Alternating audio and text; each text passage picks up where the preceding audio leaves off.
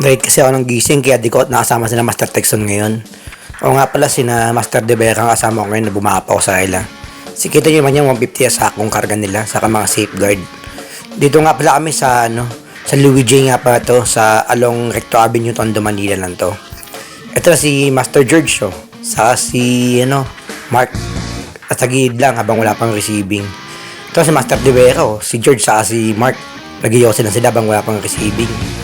Ito umpisa na ang laban Grabe ang dalaan namin dito, apat-apat na sa ako. Second floor yan, natarik pang hagdanan. The basic yan talaga ni Master George dito, grabe talaga, last talaga niya. Siyempre, apat-apat din ako dito na, kaya magtatlo dito Kasi makasama ko, maapat na powder tong mga to Kaya natagalan ko naman katabano pagsabayan din ako sa kanila. Mga buhatan nila Ito si Mark di nagpatalo, apat din. Second floor yan, matarik pang hagdanan. Grabe na yan, lakas sa mga kasama ko. Ito yung second floor nila, matarik din yan, Ay, si George, nakat na yung sako. Sa si Mark, kita niya naman yan. Grabe na katarik yung hagdanan na yan. Talagang mapapalaban talagang yung mga abang lingkod dito. And matagal pa kaibal ko dito, pero packet na ako niyan. Kita niya naman yan, Grabe tong akyatin na to. Matindi rin pala.